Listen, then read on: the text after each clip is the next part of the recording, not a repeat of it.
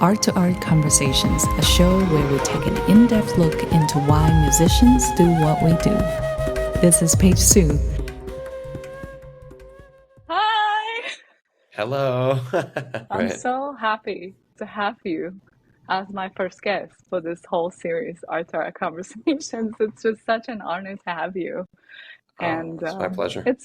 it's so good to see you. And it's so funny, like once I see you, I just get all bubbly like I'm 19 again. Well, we You were know, basically 19 the last time we actually hung out, I guess, besides I that think one so. one I time in did Taiwan. one time in Taiwan, I know, and Right. it's really scary to think about how long it has been since Mm. we really hung out in college. Yeah, So yeah. it's It's crazy. crazy. So how is life? How is like what are your days like when you're on tour and off tour and just I mean, on tour, things are pretty consistent from day to day. The only thing that changes is the scenery, and of right? course the people and well, I guess everything. I guess everything changes. Everything changes, but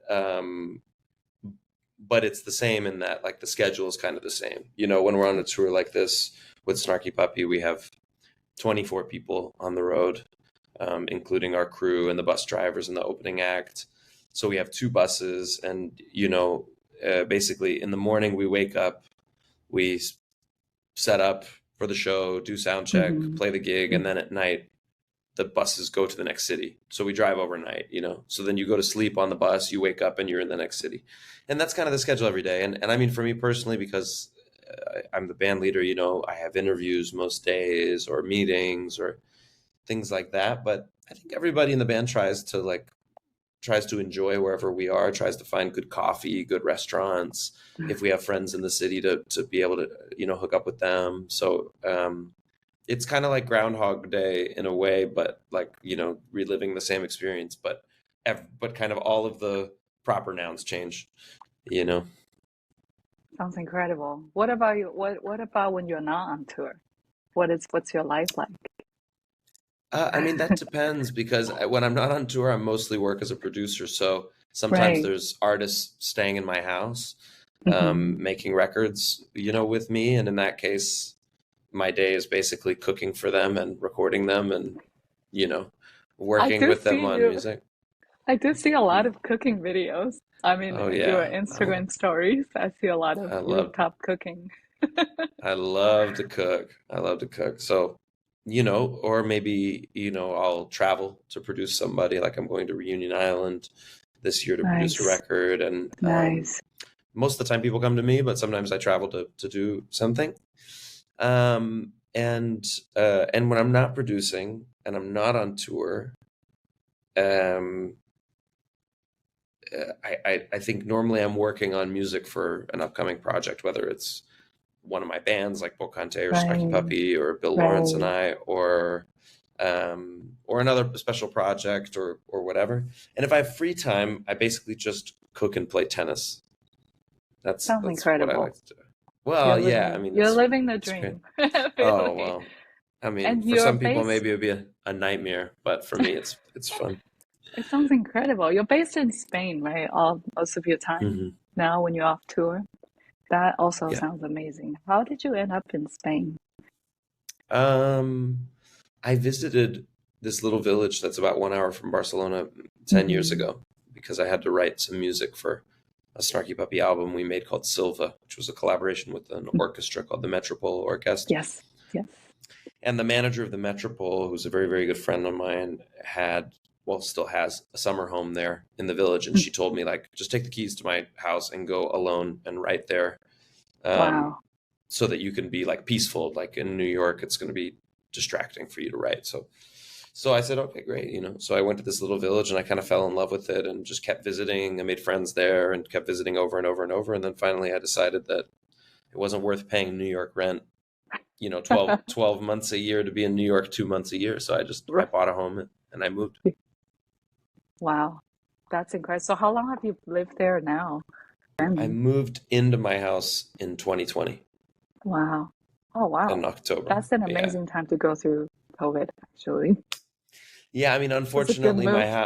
Yeah, unfortunately, the house wasn't done being like renovated when COVID hit. Oh, So I spent like, 3, 4 months in my ex-girlfriend's like really tiny apartment. Um, but then in October, yeah, I moved in and it was great to spend, yeah, 2021 and 2022, most of those years I wasn't on tour. So it was really nice to oh, just be at home for the first time in my life. wow. That is so crazy for a lot of people, I think, to hear that. You're mostly on the road and it's rare to be at home. But I do think 2020 was a really special time for everybody. So, like, I actually really want to talk about our time at school because, now I look back, it's interesting, I've been doing music as well after school and my whole life. And I would do school so differently now if I if I Um, could do it again. I'm sure you understand, but like yeah. when I see someone like you, I go, you had everything figured out. I was like, I have so much admiration for you because you started Snarky Puppy and, and you were just like, I actually remember being in the basement practice downstairs at Bruce Hall, and I took a semester of secondary bass, double Double bass, bass. I and remember. I you remember you and you playing double actually you bass. would swing by and teach me certain things. And and we were in music theory class together, and the way Hmm. you explain music theory to me, I was like, this guy is really unique. He's different. Oh. And so anyway, I'm just wondering, did you see through school at that time? Like, did you already have a really clear kind of a vision for your musical path? No. No, not at Okay. all. I mean, I think it's easy to say like now to look because Snarky Puppy, has been successful to a certain Mm-hmm. degree and I'm not like broke and homeless, you know. I mean, it's easy to say like, "Oh yeah, he knew what he was doing from the beginning and he had this plan and he stuck with the plan and blah blah blah." And that's why he didn't take any of the classes that he was supposed to take, and that's why he dropped out of school, and blah blah blah blah blah. But I mean, let's just imagine that Snarky Puppy wasn't successful, and that like I didn't have any luck or success in anything. Then you would look at the decisions I made in college and say, "Wow, he was such an idiot. He dropped out of school. He didn't take any of the classes he was supposed to take." So I think it's easy to like look at it like hindsight's 2020. So it looks like I had Right. everything together, but I actually didn't. I mean, I was too um, stubborn to take the classes that I was supposed to take. So I took like, Latin jazz ensemble or, Mm-hmm. Afro-Brazilian ensemble instead of like college algebra or Texas history or the classes that I was like required to take to graduate. Right. Just because I was greedy, basically. It was like, no, I'm at this school. There's all this stuff I want to learn. I want to learn those things. I don't want to learn about like the Alamo. I mean, it's interesting, I guess. It But sounds amazing. Sounds like you knew what you really enjoyed and you pursued that rather than being caught in the system. yes. Because that's how I felt when I was in it. Because I actually chose UNT because I wanted to switch to jazz. I had all these plans, Oh, but then wow. I was so caught up with being a good student, and I just kept doing the classical stuff, and it really took Sure. me a long time to break away from that and really be on the path where I really want to be. So I just like have so much admiration for you. And to be honest, like I highly doubt like you guys would fail because you I still remember going to the concerts at Haley's and I actually had your original t-shirt and Cody bought one for me. Actually, we went on a date to your concert, and like you guys were already a sensation at school. So I'm just like really Well, happy and so proud to have like a superstar hmm. friend. So I'm definitely not a superstar. I'm your friend, but I'm not a superstar. I mean, yeah, I mean, I think it always looks easier from the outside. Um, for sure. you go to a gig and you see 300 people in the Yeah. audience and you think, oh, that band has it totally figured out. Like they're selling tickets and soon that 300 will be 3,000 and it's probably Mm. like that everywhere and blah, blah, blah. And because it's successful, there are no problems. but the truth is, it's like, it's very, very hard to not quit every day. Like, like, it's really hard, and also the fact that, I mean, now the band is doing better than ever. We played in Los Angeles last night. We sold, like 3,000 tickets. It's like, wow, that's incredible. No, I never would have believed that if you would have told that to me in college. But even with that, and everyone's getting paid well, and everybody has a job, and they have families that they can support with this band, and blah, blah, blah. And even with that, people complain all the time, I mean, it's like, it never ends, like people wanting more, or just the weight of running an organization, or the responsibility of running an organization, the energy and time requirements. That stuff never stops being not only challenging, but it never stops being an existential threat. That at any moment stuff can get so dark or bad or whatever, that you can just be like, I know I worked my whole life to build this thing, and now it's cool, but screw it, I'm done with it. And I've had that feeling hundreds of times, over the last 19 years. I can only imagine. Wow. Yeah, I mean, that's so cool. Also, you're so open about it. Yeah. Well, I mean, I think any band leader you're a band leader. I mean, you would probably say the same thing. And I think, normally the problem is like financial, you have a really bad tour and you go way into debt, or you spend $25,000 making a record, and, thanks to streaming services, you make like 2,000 of that back in 10 years, or whatever. Or back in the old days before streaming services, the label made a really crappy deal with you and you got screwed and whatever, I mean, there's all kinds of ways for the music industry to totally just like walk all over you. For sure. And, but also there's like the human side of it too, like relationships, like people in the band not getting along, you not getting along with people in the band. Yeah. Fights between you and your manager, or you and your booking agent. I mean, all these things can happen. I mean, I've had very, very good luck in that my manager, we've only had one manager, besides me. I was the manager for 10 years, and then we hired a manager. Nice. And he and I have never really had any fights, and same with our booking agents, and really, I've had very few conflicts with members of the band. There have been some conflicts between them, but nothing major. I mean, we've been very lucky in that sense. So but there are always threats. There's always threats, and like I said, from the outside looking in, it just seems like, oh, great, living the dream, everything's perfect. And then you like, you when you really get in there and see what's going on, it's like, it's difficult. And I think that any person that is in a position of leadership in any organization on earth, in any industry, feels the same. There's pressure. Yeah. There's pressure to make everybody happy. There's pressure to feed everybody's families. There's pressure to do whatever it is you're doing at a high level, like artistically or culinarily or, whatever your profession is. So it's like being true to your art form. There's being true and treating the people in your organization well. And there's like figuring out a way to make money without selling your soul. And it's not easy doing all of those things. So I have a lot of empathy for band leaders everywhere, Wow. That was incredible, because I was gonna ask, did you, ever think about, like, was it ever so difficult that you want to quit? And like you just answered me. Hundreds of times. Oh gosh, and I'm sure like the difficulties are different, like by the point. Like you guys really, I remember when you guys blew up over YouTube, and like everybody was talking about Snarky Puppy, and people here in Taiwan too. Like everybody was sharing your videos on Facebook. It was really cool. And I was always like, I know that guy. I know these guys, that was like really cool. But like, I'm sure before you blew up, the difficulties were different.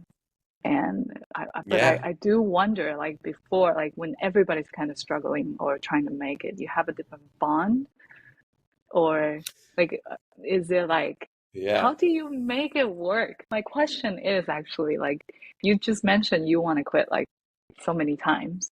So what keeps you going? What what keeps you going is worth it, and we're just gonna keep making it work.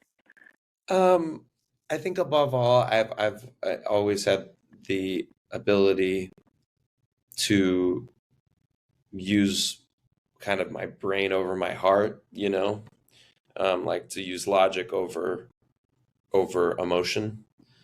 I guess thanks to growing up in like a military family, probably. Oh Um, wow, I didn't know that. yeah, my dad was in the military, so I mean, I think that definitely makes a big difference. The like thing of like you get the job done, like you do the thing and then you deal with your emotions later, which is like, very unhealthy for like human relationships. But for as like business leaders, maybe that's a good trait to have for a person who's in a position of leadership. I mean, if you're fighting a war or something and you have a platoon of soldiers, like the fact that your leader is like feeling emotionally a certain way shouldn't affect the decisions that are being made right in the battlefield. And I think that it's the same in sports also, when I Yeah. played tennis a lot, and um, tennis is an extremely emotional and extremely mental game. It's like playing chess while at the same time like just giving everything that your body can give, so you have like physical exhaustion and mental exhaustion, and you're like competing against this other mind. And it's very easy, and you watch it happen in every tennis match. You watch like these emotional roller coasters that the players go through. I mean, it's nerve-wracking watching their like roller coaster kind of ride. And the greatest tennis players ever are the ones that are able to control their emotions. You think about Roger Federer or the Williams sisters or whatever, and it's like they had this ability to constantly kind of go back to being objective, even as they were being pushed to their physical limit and their emotional limit and their mental limit. Of course, everybody has little outbursts, but it's like, Novak Djokovic said once, it's like mental toughness is not about never getting emotional. It's like he said, no matter who you are, no matter how strong you are, in certain moments in the match, you're going to get emotional and you're going to get negative. And the real test is how quickly you can go back to being positive. I love The it. recovery, like the recovery time is actually the thing that determines your mental toughness, not your ability to not be negative, because everyone's going to be negative. Exactly. You hit 5 bad balls, you're going to be negative, of course, but can't, after 5, can you recover, or does it have to be 15 before you recover, and so I think I've always had that for sure, like the ability to be like, okay, well, emotionally, this is how I feel. I would love to just end this person is driving me crazy, blah blah blah, but then also have the ability to like get outside of myself and say, okay, I've built this thing, and right now what we're experiencing is not good, but there's a very good chance that we'll be able to get out of it. So how do we get out of it? Or like, how long do I have to wait until it's like I can be sure that this is like that this band shouldn't exist, or you know what I'm saying? Like Yeah. the ability to kind of just like zoom out You kind of have and to, yeah, you have to see the bigger picture, really. right. And I think that's really hard for a lot of musicians and artists because we really rely. I mean, I can't speak for others. For me, I definitely am quite an emotional person in Sure, so we many all are, ways. yeah. Yeah, I definitely we are. And I always definitely agree with you. I think making music is really pure. It is so wonderful. Mm, But when it mm. comes to dealing with people, everybody has different needs. Everybody's on a So different hard. journey of their lives. And then when you all come together, everybody interpret words differently. And how do you, it's impossible. It's actually, I think once you recognize it's impossible, it's not going to be this like smooth ride. It's good to just see the bigger picture, like you said. But like, it's a really good reminder to hear you say all this because that's something I feel like I struggle with as well, for sure. Yeah, I mean, I think everybody does, because human beings are complicated. and they're all different and they all want different things. And like, yeah, like you said, I say one sentence to 20 people and it gets interpreted 20 different ways, the same Yeah, sentence. it's impossible. Or like, yeah, one situation is like paradise for one member of the band and hell for another member of Yeah, the band, yeah, and so you have to learn how to deal with the different personalities. And I mean, I think above all, speaking about being objective and being logical before being emotional, I think the most important thing to remember is that it's always easy to assume that the problem that you're experiencing is specific to your project. Like, oh, okay, hmm this person in the band is driving me nuts and it's like toxic and I should just kill the band, like get rid of the band and then start a new band with new people. And then that problem won't be there, and it's true that that person might not be in the new band, but it's equally likely that there will be a person in the new band that will be equally problematic, but maybe just in yeah, a different way, yeah, you know? So it's not really like, you know, it just always seems like it's going to be easier if you stop what you're doing and do something new. But the most likely yeah, those problems will just always appear. Having a exactly. difficult person in your band will probably always be there. Having money problems with your Yeah, band or with your project, exactly. those there will always be there. And you could say like, oh, I'm doing my creative music and it's so hard and it costs so much money and I make no money, so I'm going to do like a pop thing. But there's no guarantee that doing a pop thing is going to make you a No. bunch of money. Oh, It might absolutely. make you less money, and you'll be miserable if you don't want to play pop, and If then I would post edit my videos, I would have all these arrows like, on me right now with all the words you're saying. But actually, anyway, that's funny. welcome. You just said everything I went through, um, you know, with personal experience. So Of absolutely, I agree course. with you. There's I mean, always new we problems. There's always different yeah. challenges. Um, but I still, when I hear a new album or when I see what you're doing, it's still so exciting and Oh, thank you. it's so beautiful. I was just checking out your album with Bill Lawrence, Oh, nice. and Yeah, cool. it's so beautiful, and it's Thank just like you. it's nice. So I guess having different projects is also really good because you can kind of have different perspective, different sparks with different musicians. It is that kind of a way to let out a different side of yourself? And how do you balance like all these different projects? Yeah, I mean, I think musicians have like entire universes inside of them, right? So it's like hmm there's some people who you see them play keyboards on a funk gig and you have no idea that they're like an amazing singer-songwriter with a beautiful voice that plays guitar or something. And hmm so I think that musicians, um, they need outlets for all the different sides of their personalities. So I've tried Yes. to, because I love a lot of different kinds of music and I love playing a lot of different kinds of music.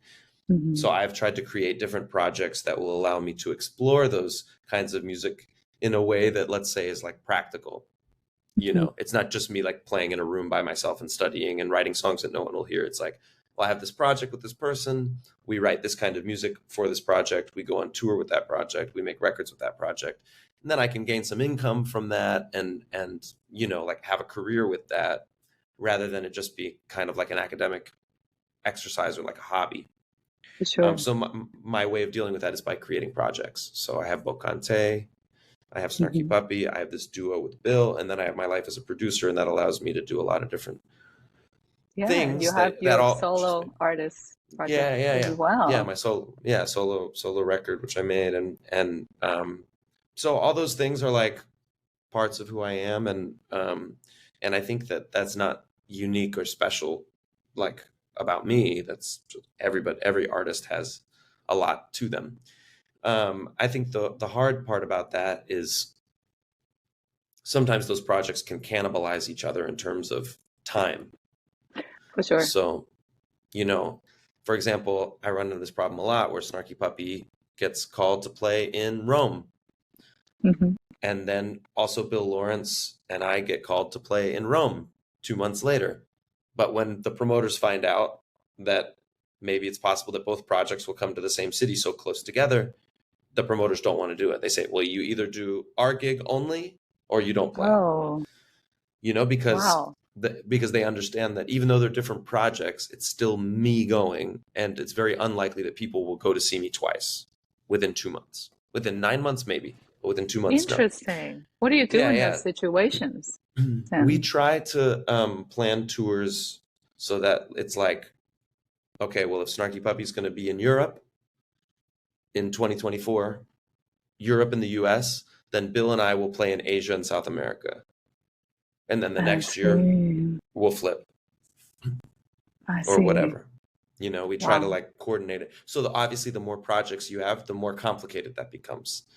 Oh, I Because then bet. it's like, oh, the world is only so big, so sometimes it's messy, Mm-hmm. but and sometimes agents get upset because they're like, I worked really hard for this gig and now we can't accept it because you're playing there with another band.